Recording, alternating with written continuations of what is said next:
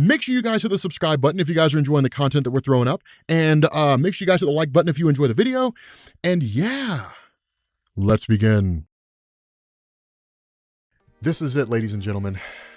Ladies and gentlemen of the Rob Corps, this is it. We are done now. After weeks and what's probably actually been a couple years in reality, after, postponements and delays and so on and so forth, we are now finished remastering our run of Hickman's Avengers and New Avengers. And this is probably one of the best endings to a comic book run ever. So, we initially pick up here in the remains of a alternate reality, right? This is designated Earth 11200006, right? Just arbitrary numerical designation. And this is basically the ruins of a shattered mapmaker world, right? This is a universe where you used to have mapmakers here. The world, for the most part, been totally destroyed. And it looks like it was destroyed by the combined forces of Hyperion Thor, the Ex Nihili, Abyss, Starbrand, and Night Mask. But regardless of the situation, that they're basically nearing the death of this universe, right? The stars are blinking out, the whole 9 yards, this whole universe is coming to an end. And they basically found another map maker. But the issue is they're trying to figure out where exactly they need to go to locate the Ivory Kings, the Beyonders. Right now, this does take place before the whole scenario with like Doctor Doom versus the Beyonders in the previous video that we did. And so I guess we can kind of throw this in there, but nonetheless, it's cool. It's amazing, right? Just bear with me here. And so what they're trying to basically figure out is where exactly they have to go. Right now, they can still essentially crack the maps basically of the map makers, right? Crack their kind of frequency and locate where they have to get to. And Night Mask is basically the one that says that like we can get there, right? Like I can get us there. The downside to this is that once he finally figures out where they have to go and he basically teleports them to a new reality, is that with the nature of Night Mask, the problem that he has is that he can teleport them to anywhere they need to go. But as he does this, he basically ends up experiencing temporal regression, meaning the further he jumps, the more power he uses, the younger he gets. And this is just kind of a way for Hickman to kind of write his character out, because with them basically teleporting, with him teleporting them to the location they need to go to, what it does is it reverts him all the way back to a point where he's literally just cells, right? So he essentially ceases to exist. He just ages down to effective nothingness, and that gets rid of Night Mask, right? But what it does is it leaves them in what looks like this massive empty void, right? On this chunk of rock from this alternate reality, they teleport to this giant empty void, but they see a sliver of light, and they're met by the Beyonders, right? They literally say, "We are beyond, dreamers, destroyers, all of reality, our whim, who dares stand before us?" And unlike the response of Doctor Doom, the response of Thor is one of a warrior, right? He says, "Gods, legends, the very best of heroes, you face Avengers this day. Who dares stand before us?" And the Beyonders respond, "Two will stand." And when these Beyonders show up, they see them as interlopers, right? They're like, you don't belong here, right? This experiment that we're doing, this work that we have, the power we possess, what we are, is way beyond you. Like, go back home. Enjoy what little happiness you have left in your existence, because soon everything you know will come to an end, right? Everything you know will be destroyed here. And the response of Thor is, "Not a chance," right? "I don't run," right? "Even if I did, there's no safe place for us to run to, but this experiment needs to end," right? It's had unforeseen and terrible consequences. And they're like, "It's not consequences. We intended this. We intended it to be this way." And then in turn, like when Thor tells them to stop, they say no. Thor launches his attack. He throws his hammer, right?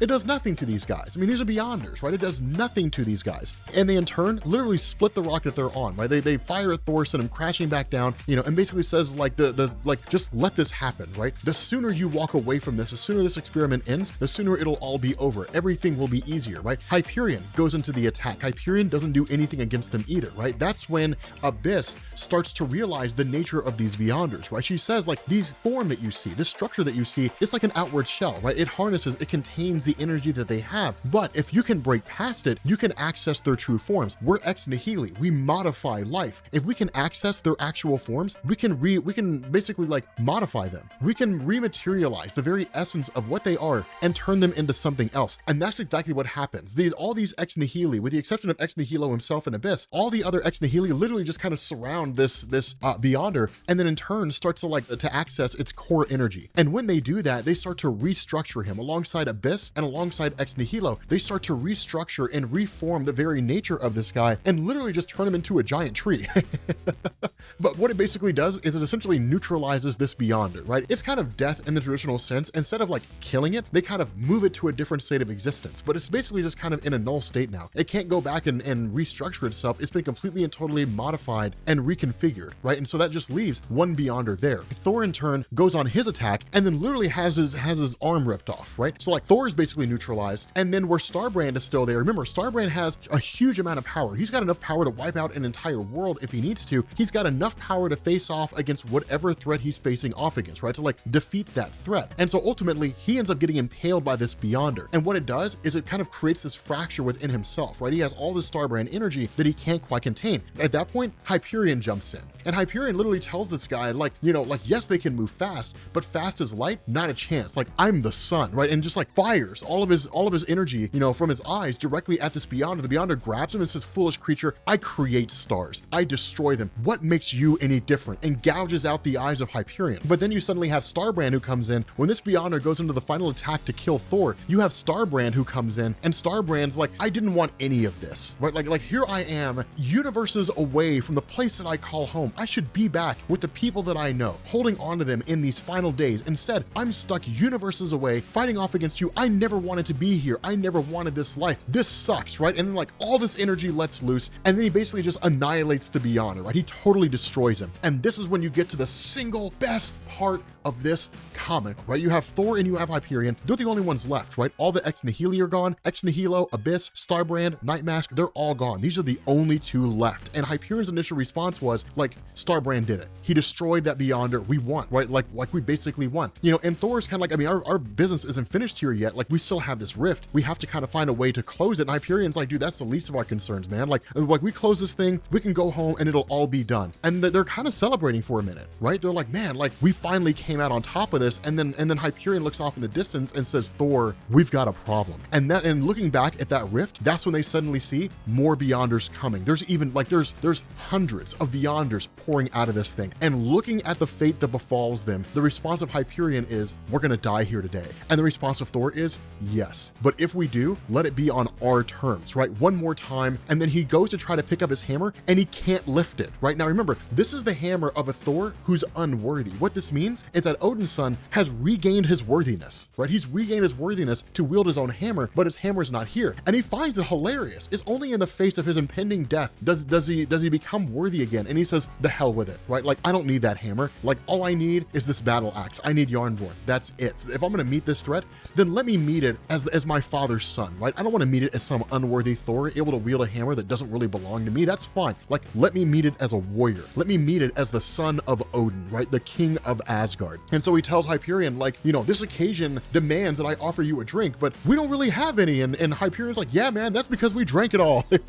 And Thor's like, yeah, man, we did. There's nothing left now but the other thing. And Hyperion's like, you know, for some time, when I survived the destruction of my world, I fell into a dark place, right? I fell into a place where I didn't know who I was. I didn't know where I was going. I didn't know what the value or the meaning of my life was. But you, Thor, have shown me the warrior's way. You show me what it meant to be a great warrior, a great man, to be a great king, to be a great leader. You show me what it truly means to be a hero. And so I ask, when we die, will you wait for me in Valhalla? And Thor says, brother, this day I will race you there, right? These Beyonders come pouring out of this portal, right? Thor and Hyperion race into that. They're just like, dude, okay, you know what? If we're gonna die, we're gonna die in like the great, dude, these guys go out like heroes, man. Like, and Hickman has like the best description ever. He says, against the bleak nothing of dead space, two gods fell against many. The sun shone one last time. There was lightning and thunder and then silence. So falls Thor and Hyperion. Probably the best ending to like two heroes ever. It's like the most warrior ending ever, right? They're like we're hopelessly outmatched. There's no possible way that we can win. Who cares, man? If we're gonna die, we're gonna die in the most warrior way ever, right? It's absolutely amazing. So at this point, we jump into the conclusion of all of this, right? The ending of the whole thing, right? The whole thing, like the Stephen King story, and into the whole damn thing. Like that's what this is. And so what we end up doing here is we basically pick up with Captain America and Iron Man. Now, I think initially I'd skipped over this when when we first covered, when we did our original run of Hickman's Avengers and New Avengers, but in hindsight, it's extremely important, right? Because in some of the previous videos that we did, we mentioned that there was some point along the line when Captain America and Tony Stark met, and it was kind of, you know, after the events of like Superior Iron Man and so on, but whatever it was that happened in this meeting transpired in such a way to where Captain America totally lost faith in Tony Stark, right? He saw him as public enemy number one, and this is really kind of, you know, following the revelation of like the incursions and all that kind of stuff, right? So this right here kind of reveals to us the worst thing that Tony Stark did, right? Because what you have here is you have the two of them meeting in a restaurant. Now they're also met by Tamara, who's there as a waitress. Now a lot of you guys probably know her as Captain Universe, and you're probably kind of asking yourself from the early videos, what happened to Captain Universe, right? Like, where did her character go? This is where she went to, right? That ultimately Tony Stark ended up finding the daughter of Tamara and then basically bringing her daughter to her, which is kind of one of these things that originally Captain America found admirable about Tony Stark, right? He's a billionaire. He can have the party life and all that kind of stuff, but instead he still finds time to worry about the small guys. And it's one of these things where, you know, with everything that's happened, Namor the Submariner joining the Cabal, the fact that like the world's governments had turned Wakanda over to the Cabal so that the Cabal could have a base of operations, it's what the Cabal demanded, right? Like, we'll do what we can to save your universe, but give us Wakanda in turn. Basically, the world's nations turned their back on Black Panther's kingdom, right? Like a place that they should have kept protected, and ultimately because of the good that like Black Panther had done for the world, right? Like vibranium and all that kind of stuff, they turned their back on him and betrayed him, right? Like, despite everything that's happened, that at the end of the day, Captain America kind of asked the question, like, you plan for everything, like, have you planned for what happens if you fail? And the response of Iron Man is, I mean, if we fail, then like everything dies. How can you not understand that? That's why we can't fail. That's why we have to keep on fighting the good fight, that kind of a thing. And it's kind of nuts because he makes a comment about Namor joining the Cabal, and the response of Captain America is like, you know, you guys were off doing the same thing when you were part of the Illuminati. What's happened to you? And that's when Tony Stark picks up on where Captain America's coming from. He's like, you really see me as like the bad guy. Like, you don't see who I really am. Like, I'm the hero. I'm trying to do the good thing. I'm trying to keep the world protected. I'm doing what I always have been doing. That's why we have the Avengers machine. And that's why we have all these things going on. It's to be the hero, to be the good guy, the guy who does good things. And it's Tony Stark trying to convince Captain America that he's not a lost cause here. And that's when he asked the question, like, do you recognize our waitress? And that's when Captain America realizes that it's Tamara. And that's when he realizes that like Tony Stark had gone and found the daughter of Tamara and brought the two together. And that's when he kind of tells Captain America, like, you know, like, there's hope here, right? Like, there's hope for us to win. And that's when Captain Universe manifests, right? And it's just like, don't lie. Like, do not do that, Tony Stark. Do not seed hope where there is none. You promised us a great machine of salvation, yet you built no such thing. Do you know what lasting thing you've built, Anthony Stark? You've built nothing. You built a house on lies. The universe is dying. Everything is dying, Tony Stark. We're all dying. Humanity, the whole 9 yards. The multiverse is going to end. And what's worse, you have known it all along. And that is true. That's the worst sin of Tony Stark. Tony Stark knew there was no way to stop the incursions when he found out during the events of Original Sin that the Living Tribunal had died. When the Watcher grabbed Tony Stark and brought him to the moon and showed him the corpse of the Living Tribunal, that's when Tony Stark realized there was no saving anything, right? Now, Tony Stark found the body of the Living Tribunal before the events of the incursions even happened. And then like once Black Panther called together the Illuminati, you know, because of the incursions, that's when it all kind of came together for Tony Stark. Because up to that point, it was kind of like, okay, there's some threat out there that killed the Living Tribunal. That's a big deal. What could this threat possibly be? And then once Reed Richards and had talked to Black Swan, and Black Swan said, the multiverse, you have universes colliding into each other, then Iron Man immediately realized whatever it was that caused these incursions led to the death of the Living Tribunal. And if the Living Tribunal died, there's nothing that can save us. And so everything that's happened, right? His participation in the Illuminati, the formation of the Avengers machine, all of that has all been a distraction, despite every suggestion he's ever made to anybody, anything he's ever said to anyone involving the possibility of success, the possibility of hope, the idea that they could possibly win. It's all been a lie. He knew they could never win. He knew there was nothing they could do to ever stop the incursions. He knew that there was no way for the day to be saved and that everything was inevitably going to die. That's just the way that it was. And yet, despite knowing all that, he didn't tell a soul. He didn't say a thing. He never said anything to anybody. He didn't tell Reed Richards. He didn't tell Captain America. He didn't tell anybody that. He kept it to himself. That's the sin. He let them all believe that they could possibly have a chance to win. Instead of preparing for their own demise, he let them believe they could succeed. And that's the worst thing, because had he actually told them what was going on, there may have been a chance for success. Now, switch over to what's going on right now, right? Because that meeting took place a month before. Switch over to what's going on right now, right? With so much of the fleet, you know, of the Armada having been destroyed through the combination of of advanced idea mechanics using their weapon, you know, basically channeling the power of the Earth, as well as the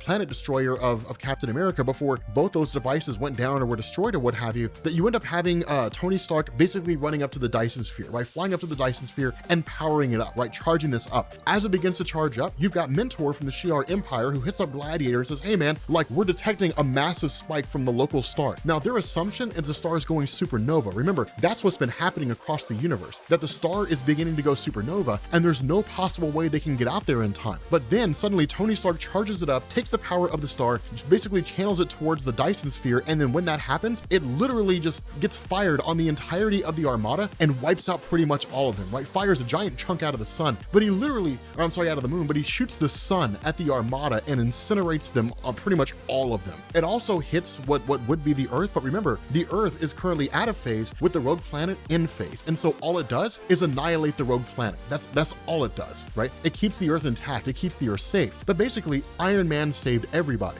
And so from here, we switch back over to the Ultimate Universe. Again, we kind of covered that in a previous video. The Ultimate Universe has been around since the year 2000 and so on. I think at this point, most of you guys know what was going on with that, but you've got the Ultimate Universe version of Reed Richards who calls together Hawkeye of the Ultimates, which is basically the Ultimate Universe version of the Avengers. So like the Avengers from the MCU more or less, and then, you know, General Nick Fury. And when he calls them together, of course, he brings them here in order to meet with Thanos and Maximus the Mad of the Cabal, who of course arrived here from the main Marvel Universe, right, during one of the incursions. And so it's one of these things where he basically tells them, hey, look, I haven't told you guys what's been going on, right? Like Nick Fury, you brought me here to be a part of S.H.I.E.L.D. in order to prepare for all the worst case scenarios, and we're at the worst of the worst case scenarios. And when Nick Fury asks what it is they're talking about, the response of Reed is, okay, like we need to take you, like I need to show you what's going on, right? Like I can't necessarily, you know, I can't really tell you. I mean, I guess I could, but it's better if you see it. And so like essentially an incursion's happening now, right? The final incursion between the main Marvel Universe and the Ultimate Universe. And what Reed ends up doing is taking them to that place within the incursion point, right? Where you basically end up seeing both Earths. And he takes them there and says that within a matter of hours, that Earth is potentially going to crash into ours. And if it does, it's going to lay waste to the entirety of our Earth. Like it's literally going to destroy our entire universe. When he has Thanos kind of explain, Thanos basically says like what was an infinite number of universes is now down to only, you know, basically two final universes. There's only two universes left and the entirety of the multiverse, us and them. And what awaits you on that world are horrors that you couldn't imagine. The greatest of possible heroes, the greatest heroes that you could have ever possibly met in your entire life, right? That was the big difference between the Ultimate Universe and the main Marvel Universe. The main Marvel Universe was the traditional heroes, right? The way that Stan Lee and Jack Kirby built them. Heroes that pretty much, you know, more often than not, do great things. The Ultimate Universe was really contained heroes who were more morally ambiguous. They were willing to do bad things in order to achieve good goals, right? It was a universe of anti-heroes, more or less, in a lot of different ways. And so Thanos is like, if you want your world to survive, if you want your universe to survive, you have to annihilate that Earth and everybody on it. It's the only possible way for you to win. And so in response to that, Nick Fury calls together basically all S.H.I.E.L.D. personnel to the Triskelion. And that's kind of the cool thing. Remember, just assume this is the Marvel Cinematic Universe. It's technically not, but it makes it easier to relate to. And he tells everybody here, like, this is a volunteer-only mission, but if you stayed here, then I assume you're willing to be part of it. You know, we have final hours. We have final hours here until this incursion takes place. The only thing that we can really do to survive this whole thing is to annihilate that world over there, right? It's to basically wipe out everybody on that world and everyone on it. And so from there, you switch over to the main Marvel Universe. You've got Captain America, you've got Reed Richards, Susan Storm, Captain Marvel, Beast, you got James Rhodes, and it's them kind of having this discussion and really sort of filling them in on who it is that we save. And what they end up doing here is kind of having this discussion on who it is that gets to go aboard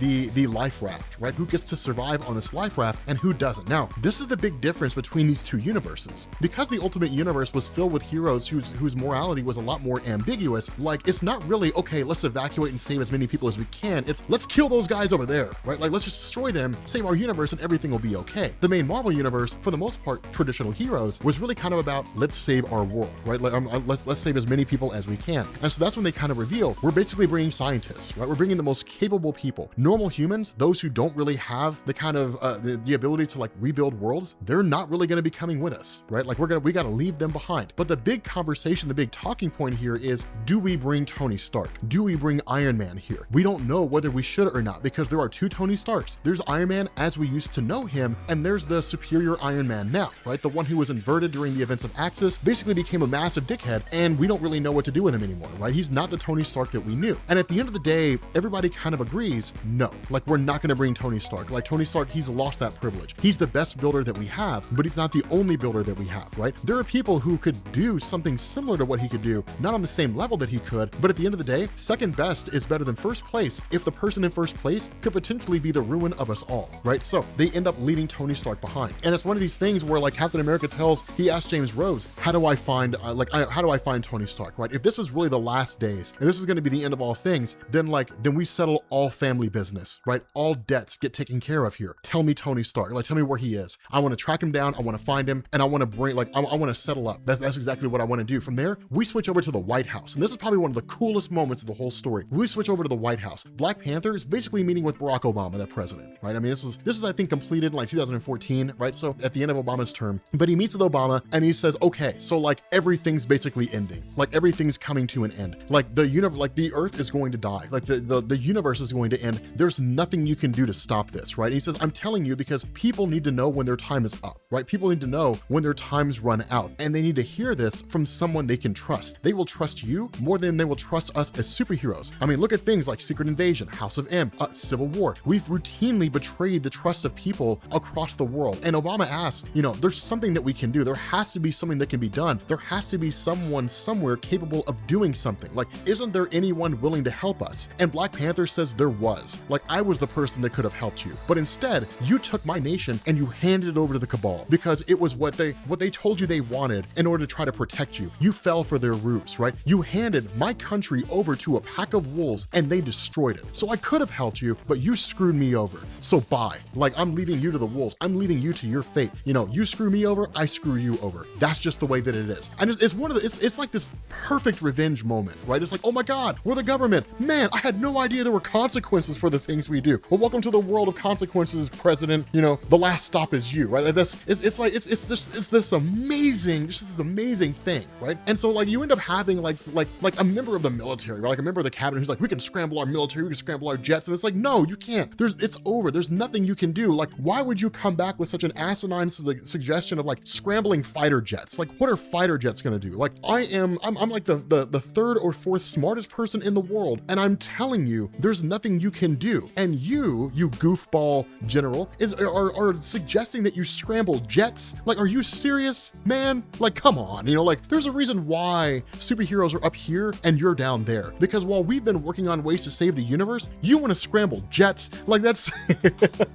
it's this amazing response. It's this amazing thing. And that's where Black Panther says like that's it. And like a member of the Secret Service tells him like, you people were supposed to save us. And the response that Black Panther gives is like, you know what I've learned through all this? There was never any saving any of you guys, right? There's nothing that we could have done to save the world. But this is a twofold explanation. On the surface, there's nothing that we could have done to save the world. Below the surface there's nothing we could have done to have saved humanity anyway, right? You guys showed your darker side when you handed my nation over to the cabal. What I've learned about you guys as humanity over the years that I've been a superhero, since I first stepped foot in the rest of the world and left Wakanda behind, is I learned you as humans are irredeemable. You guys, there's nothing good about you. There's nothing great about you. That if left to your own devices, you will do whatever you need to do to save your own skin. You people, humanity, is inherently bad. Because unlike those of us who try to go on and do great things, you serve your baser needs. You serve your baser desires, and you don't think about anybody but yourself. So if the world is ending and the universe is going to end, I say good riddance, because all of creation is better off without baseline humans who think about themselves and nothing else. It's amazing, right? It's literally Black Panther just letting everybody have it, right? Just like letting humanity have it, because the reality is he's always felt that way. When Black Panther first joined the Avengers, I mean, you go and you read the like Marvel comics, you read those stories, Black Panther admitted on one occasion he joined the Avengers to spy on them, to make sure they weren't going to be a credible threat to Wakanda. But in all the time that he spent, like the Wakandan people were always focused on bettering themselves, right? That was the idea. That was the drive of the Wakandan people, to just improve themselves. themselves. Sure, they were loyal to their king, but the purpose of their king was to keep them protected and to try to move them into the future. You step outside of Wakanda, which is in a lot of ways almost kind of like this idyllic paradise place, right? This utopia. You step one foot outside of Wakanda and you have the rest of the world, which is kind of like just this trashy place where everything's falling apart, right? It's just like the crappiest things the world have to offer is anything that's not Wakanda, right? People who are looking to just satisfy their own base needs, who are only looking for themselves, who are only looking to see how they can make themselves better, how they can get themselves to a higher place, right? Who don't really care about anybody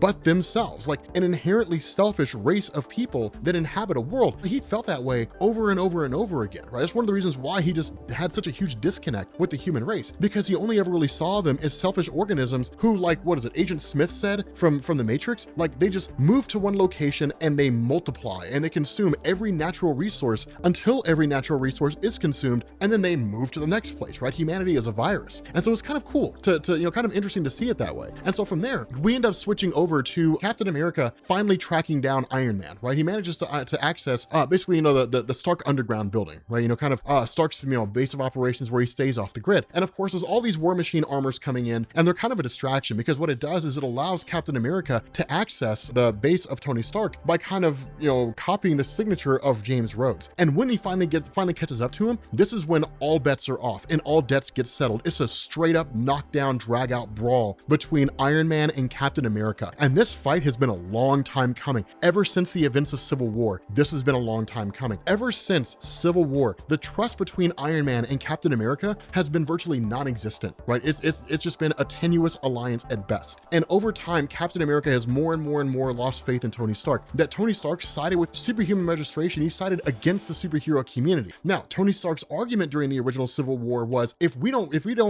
regulate ourselves, the government will do it for us. And so it's better to be on the devil's right hand than in his path. Captain America didn't see it that way. He saw it like an encroachment on freedom. That's what he saw. The right of superheroes to function according to their own whim. Total dichotomies on this notion. But for Captain America, it goes much bigger than that, because he tells Iron Man, right, pummeling him, beating the crap out of him, like literally deflecting every single blast that Iron Man has, using a shield and just crushing Tony Stark. He says, like, I want to hear it. I want to hear you tell me that you lied. I want to hear you tell me that you knew ever since the beginning of all this, since the reformation of the Illuminati, the formation of the Avengers machine, ever since you saw the death of the living tribunal on the moon. I want to hear you say it, that you knew there was no way we could survive this, that you knew there was no way we could get past this, that you knew that we were all going to die, that everything was going to come to an end. I want to hear you say it, and I want to hear you tell me that you lied to the whole superhero community, that you knew there was no way that we could come out on top. I want to hear it. I want to hear you tell me that. And finally, after just getting crushed and decimated, Iron Man finally admits, and he says, I lied. I knew the whole time, and I never told anybody. I didn't tell you. I didn't tell anyone that I knew there was no way for us to stop this, that the multiverse was going to end and we were powerless, that all I did was give you guys a false sense of hope, that all I did was tell you guys you could win when I knew you couldn't. Like,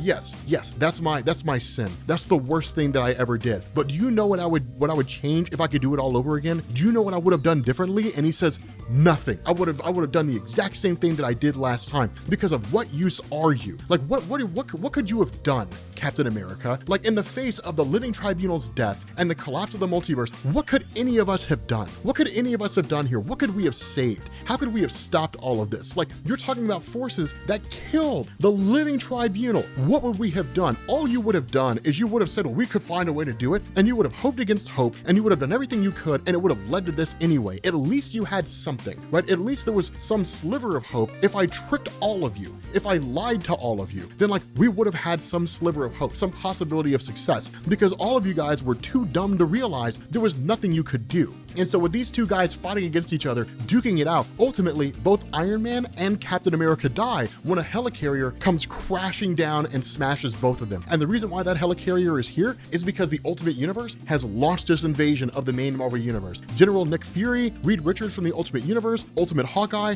they're all here, and they're raining down hellfire and brimstone. With that being said, guys, this concludes Jonathan Hickman's Avengers and New Avengers run. One of the greatest stories ever told. I absolutely adore it. Following this, it goes into Secret Wars. So I'm gonna leave it up to you guys. Do we remaster Secret Wars? Do we just stop? Do we do like the last days, right? Do we cover what like Black Widow and Punisher and all these characters were doing as all this is happening right now, right? As this invasion is going on, do we cover the last days storylines? What was Loki doing during this time? What all was happening? I leave it to you guys. Let me know down in the comments section. But if you guys are new here to Comics Explained, make sure you guys hit the sub button to become part of the Rob Corps. If you guys enjoyed this video, make sure you drop a like, and I will catch you all later. Peace.